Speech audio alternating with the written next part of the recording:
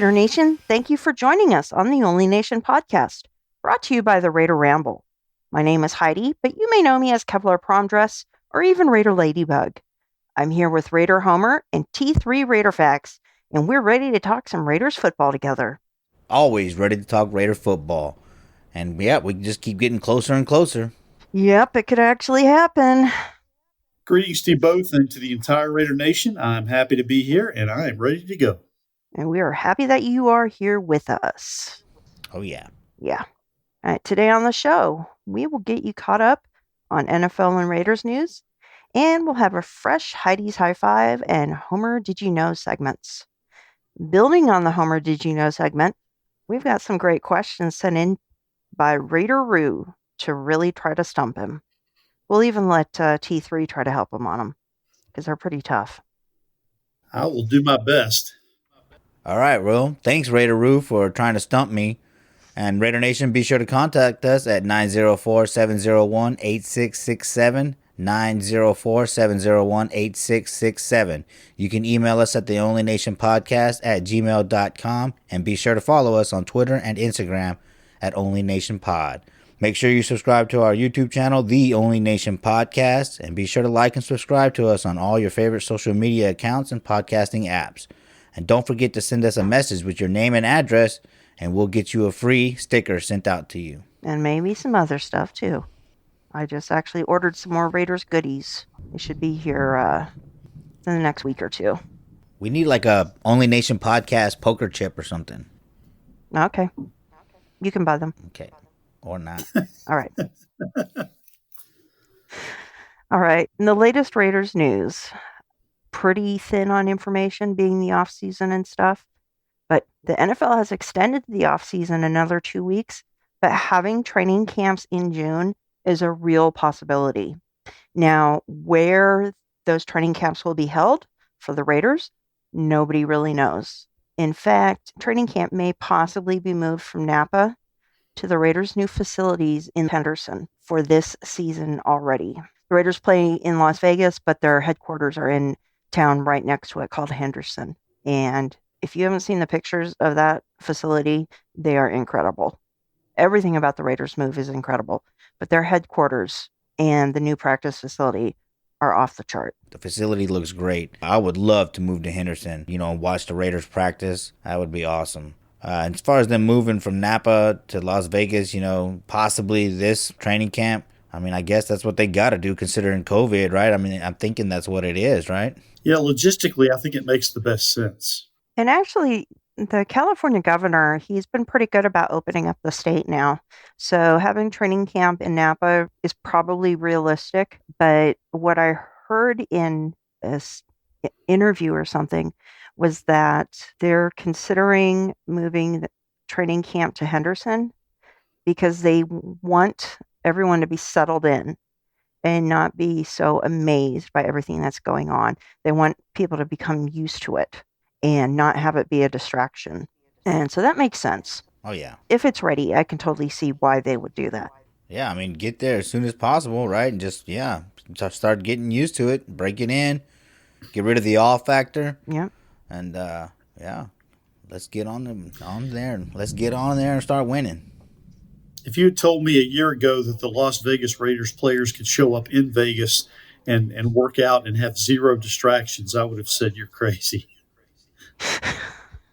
There have been a few distractions in the world in general this year. Well, I think this is a good move if they do that, right? Because I think it was an 81, right, between the move from Oakland to L.A. That team, I guess it was 81. That team talks about being a very good team, but they felt like they hit a wall at the end of the year because they had been traveling so much, practicing in Oakland and then flying to L.A. So really, every game was like a road game, some of them were saying. So this could be a very good thing for the Raiders. And Coach Tom had to stay in a hotel for 14 months. I'd love a motel room to get away for a while, but 14 months is a little long for me. Yeah.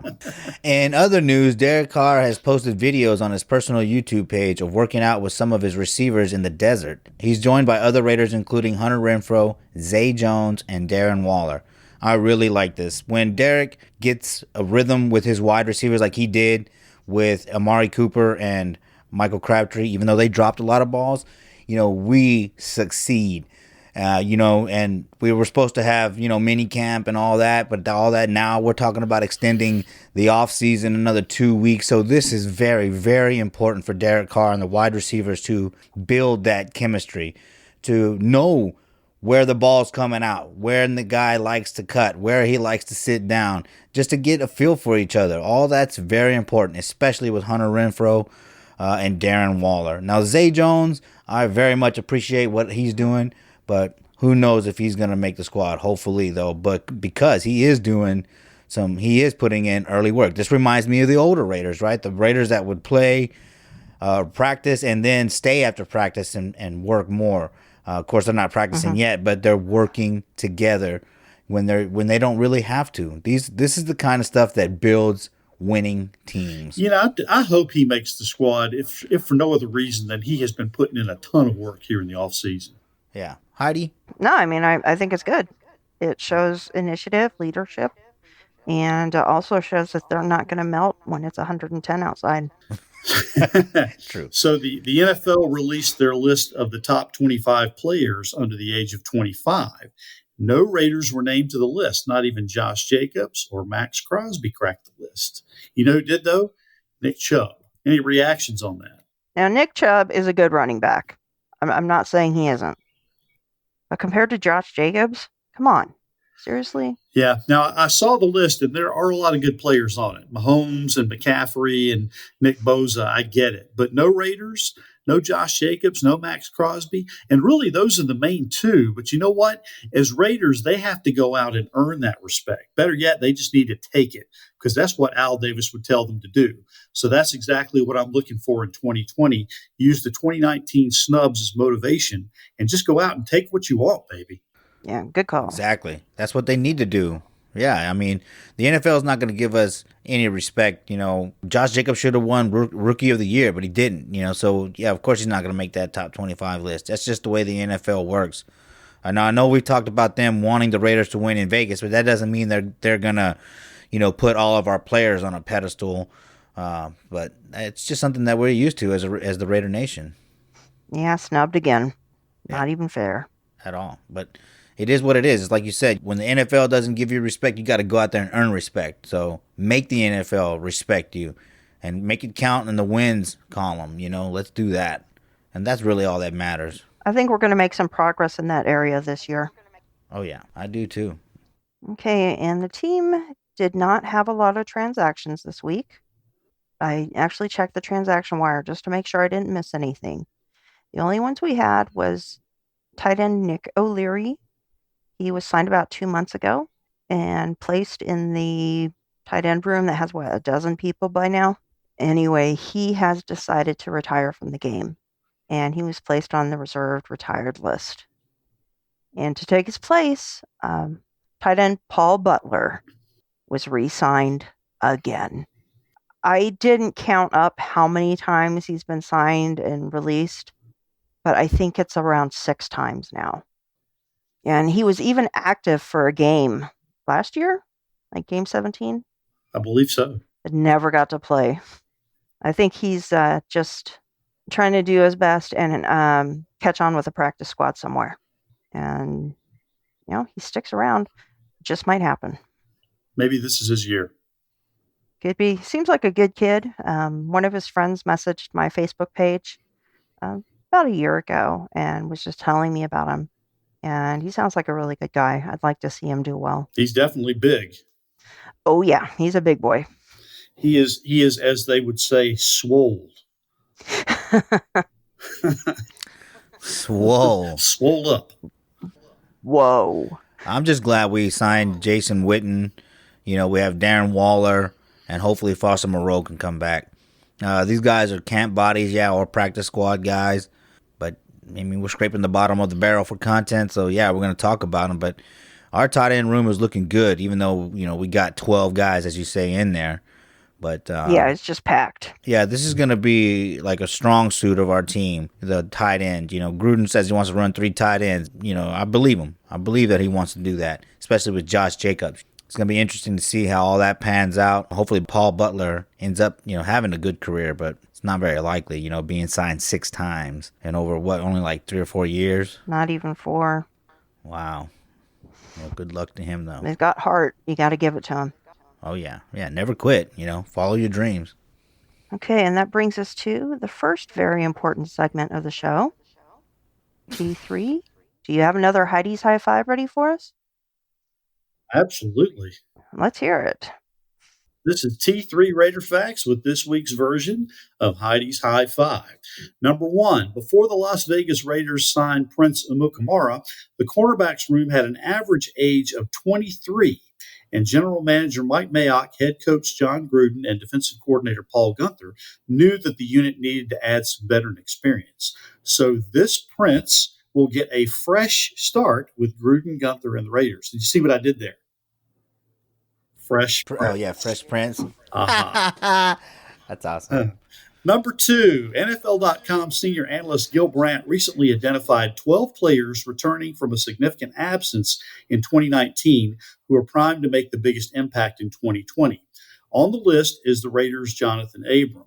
After tearing his rotator cuff against the Broncos in the Raiders' Week 1 opener, Abram's hard-hitting style raises questions about his long-term longevity, but if he reduces some unnecessary contact risks, he has all the ingredients needed to flourish in the NFL. He just needs to return to health and stay that way. Number three, with regret, I went back and watched the Jacksonville game again. And aside from the blown call against Derek Carr, the 2 missed field goals, and the last-minute defensive meltdown, former Raiders quarterback Rich Gannon made an interesting observation. He noted that with so much turnover and shakeup among the receiving corps, DC never had a chance to reach a regular level of consistency with any of the receivers. As a result, defenses knew to key on Darren Waller and the backs coming out of the backfield. Key drops didn't help to build any level of trust or confidence. That will hopefully change in 2020. Number four, speaking of the receivers, Heidi, I went back and listened to one of last summer's Ladies of Darkness podcasts featuring your boy Q as a guest. And one thing he said in particular caught my attention. He stated how Hunter Renfrow was really going to be able to eat because of all the attention being diverted away by AB. But then everything fell through and Derek Carr had to start going to Renfrow. And number 13 ended up getting a lot of the attention anyway. I only mention that now because I think this year the prediction can really come true. Number five, we've already spoken of the Raiders getting ready to move to their new facility in Henderson. It's a mammoth building. It's located on St. Rose Parkway near the Henderson Executive Airport. The Raiders plan to be working out of the building by next month, depending on when the NFL opens its team offices. Now, here are just some of the numbers. The facility costs $75 million. It's on a 55-acre complex. 300 people will work in it. There are 3 outdoor fields, 2.5 indoor fields. It has a 150-seat theater where football players will watch game film, and it has 1 cafe open to the public. Now, going into this season, the Raiders were planning minicamp in Napa, California in the middle of June, then training camp also in Napa beginning the end of July. But with California still in a serious lockdown, those camps could be moving to Henderson. We'll just have to wait and see as the situation with COVID-19 remains very fluid. And that, my friends, is this week's version of Heidi's High Five. Thank you very much, T3. All right, one of the discussions that we had last week was a proposed rule change to the onside kick. And we pretty much gave it 3 thumbs down. And what that was a rule change that would eliminate the onside kick, but allow the team to start on their 25-yard line and have 1 untimed down to reach first down on a 4th and 15. Thankfully, the NFL purists have seen through that, and they've at least tabled that for a year. Although it's probably going to come back as a question, probably even next year. Are you guys cool with that?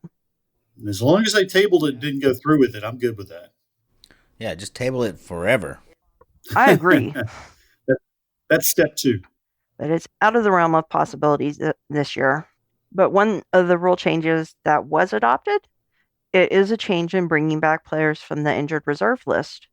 In previous years, we could bring up to 2 players back onto the active roster from injured reserve. But this year, they've upped that to 3 players. I like that. I mean, that's good, right? That's another way to hide players that may not be injured, but we don't want to lose them, so we can hide more players and or utilize it when players really are hurt and bring them back. So I like that. Yeah, I've never understood why the NFL has this incredibly long injured reserve list when guys really could be hurt for 2 months and be able to come back. And baseball has an IR that people just they go through it like a carousel. They're constantly going on and going off, going on and going off. I've just never understood that. Probably just the difference in the length of the schedules, the number of games. Okay. Yeah. Yeah, I'm just wondering what their reasoning is behind it. But at least they've upped it to 3. Another rule change that was passed is the time clock manipulation by committing multiple dead ball fouls loopholes has closed. The loophole was used repeatedly by the Patriots and Titans last season. Yeah, I remember that. That was strange, but I mean, that was kind of cool to see two coaches go at it like that. So I guess the NFL doesn't want to, they don't want the game to be any longer than it needs to be. And if it's allowed, take advantage of it while you can. Yeah. The other proposal that was actually never even voted on was the adding of an eighth official to the officiating crew who would have been watching from the booth and making calls as a sky judge. Now, how do you all feel about that? I mean, they already have one of those guys, right? In New York. So, Well, I think there were a lot of questions about the rules of it, and there was too much to the proposal that they couldn't decide on. Um, I think we'll probably end up with some version of that fairly soon, but they need to have a clear and cohesive way of doing it and be able to present it wrapped up in a nice package with a bow. The way that they were presenting it was ugly and sloppy. I think I mentioned on one of the previous podcasts we did a couple of weeks ago that the referees all just need to go back to school and they just need to practice more on the fundamentals and making sure they get the calls right and get what they see, not what they guess at, but be able to look at the action and know what the rules are and make the call on the spot and then be able to stick with it. not only that, but be held accountable for missed calls, like when the Saints and the Vikings were playing right in the playoffs, and that missed pass interference. Like somebody should have answered for that. So in my mind, like they need to maybe we don't need more officials. We just need officials to be held accountable and make them, like you say, learn more, do better. That's how I see it. Good call. Good call. All right, and that brings us to a new special edition of Hey Homer, did you know? So once again, this is this week's version of Hey Homer, Did You Know? And once again, for all the listeners, this is a bite-sized segment that focuses on a bit of Raiders history that I bet Homer didn't know. So here goes. Did you know that the first 2 games the Raiders played against NFL teams were both teams put together by Vince Lombardi? Well, it's true. The Raiders' first contest against an NFL opponent was in Super Bowl II at the end of the 1967 season, where they lost to the Green Bay Packers 33-14. The second contest against an NFL team, not counting exhibition games against San Francisco, was in the 4th week of the 1970 season versus the Washington Redskins in Oakland. Vince Lombardi had just passed away from cancer 2 months earlier, and the team was under the interim direction of one of the assistants, but it was still Vince Lombardi's team. So the first 2 Raider NFL opponents in regular games were against Vince Lombardi teams. And so I asked the question, Homer, did you know? No, I didn't. Now, Vince Lombardi's son, he ended up working for us, right? Mike Lombardi? I did know that. Right. Right? Right. Right. So that's cool. We got our ass kicked by the Lombardis, and the Lombardis came in and helped us. They're good people. I know now. All right. And last week we talked about you guys, the listeners, calling in or messaging in some questions that we would try to stump Homer with. And we have some great ones sent in by Raider Roo that are not only going to stump Homer, I think that T3 might even get caught up on a couple of these. So I'm going to include both of them in this stump Homer section. Guys, ready? Ready. I'm ready. Who was the Raiders' first GM? Reggie McKenzie. I'm going to Al smack you. Davis. The Raiders' first GM was Chet Soda. Oh, okay. Yeah. I knew he was one of the partial owners, but I didn't know he was the GM. Huh. All right. And we all know that the original name of the Raiders was the Seniors. But the newspaper contest where the name was chosen from, the Raiders actually came in third. They weren't the first choice or even the second choice. Do you know which name came in as the second choice? Oh I had man, heard this, and it's on the tip of my tongue, honestly, but I can't remember for right now. Hold on. Let me get my trivia book real quick. Hey, there's no cheating. I told Ruth that I would not tell you what the questions were. Well, I don't know. All right. It was the Lakers. Yep. Oh That's yeah, okay, yeah, because then they were supposed to play in Minneapolis, right? Hmm. Mm-hmm. Okay. We all know that Greg Townsend is the Raiders' all-time sacks leader with 107.5. I'm sure that most of us know that Howie Long is second with 84. But who's third on the list? Ted I'm not Hendricks. even going to venture a guess. It's Anthony Smith. He has 57 and a half sacks, and he was a defensive end that played for the Raiders from 91 to 97. Oh, you said I defensive would not end? have gotten that one correct. Yeah. I missed that part. Man, I need to work on this. Yeah. I told you these are tough. That is tough. Yeah. Okay. Now, this one isn't 100% Raiders, but it's still a really good question. There are 4 players to win the Heisman Trophy and the Super Bowl MVP award. The first player that did that was Roger Staubach. The remaining 3 were Raiders. Can you name who they were? Heisman Trophy and Super Bowl MVP award. Marcus Allen, Jim Plunkett. Next one you're not going to think of right away. Desmond Howard. You got it. Yeah. You guys nailed it. Good call. We got one right. Oh, what? 3? Does that count as 3 or 1?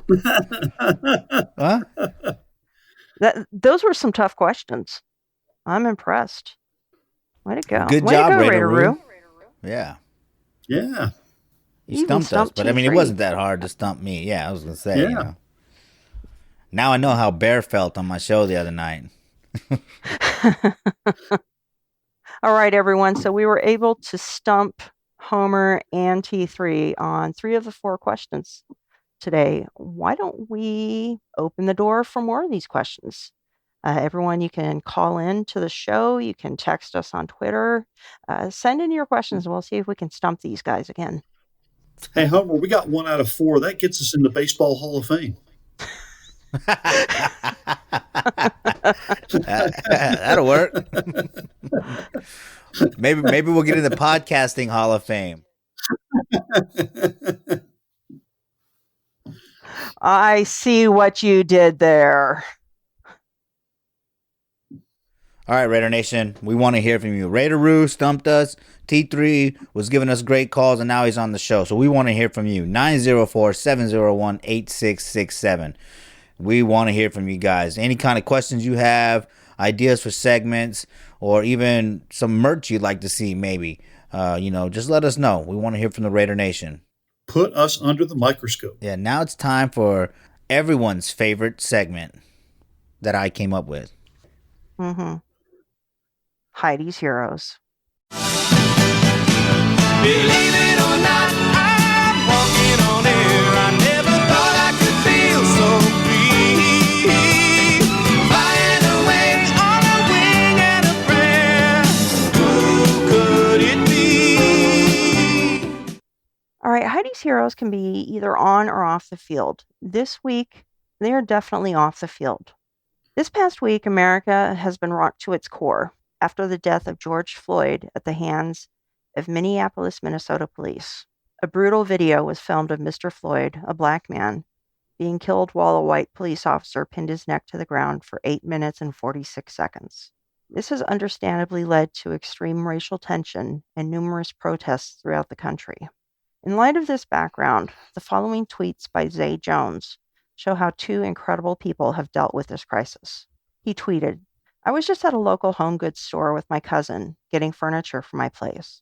when an elderly white woman approached me at the checkout counter. She looked at me with tears in her eyes and then said, "I'm from Minneapolis, and I just want to let you know you matter to me." I hesitated to hug her because she was wearing a mask from practicing social distancing, but I asked if she wanted a hug, and she folded into my arms. She cried while she told me how important it is to spread love. I didn't get her name, but I'm grateful for the encounter. And he ended it with, "Beautiful hearts still exist. Be the example, be the light, love others." After Zay tweeted this, I realized, while I don't even know the lady's name, both her and Zay have become my heroes this week. Let's all learn something from them. And I would just like to say that we all need to remember that football is just a game and sport is just that. But humanity runs much farther and much deeper. This is a game that we can all get better at and we can all win, but we have to start playing on the same team. Now, I'm going to recommit myself to treating people even better than I have previously. And I want to remember the words of Al Davis himself when he said, "I hear people say, treat other people the way you want to be treated. That all sounds nice, but I prefer to treat people the way they want to be treated." And as our Pledge of Allegiance says, indivisible with liberty and justice for all. And I'd like to leave people with two quotes by Martin Luther King, which I think pretty much sum up how a lot of us feel. The first one is from 1963, where he said, "Darkness cannot drive out darkness, only light can do that. Hate cannot drive out hate, only love can do that." And the other quote is from 1967 when he addressed a group of students at Barat Junior High School in Philadelphia. And he said, "Be a bush if you can't be a tree. If you can't be a highway, just be a trail. If you can't be a sun, be a star. For it isn't by size that you win or fail. Be the best of whatever you are." And those are the words that I would like to leave you with today. That's a great wrap up, T3.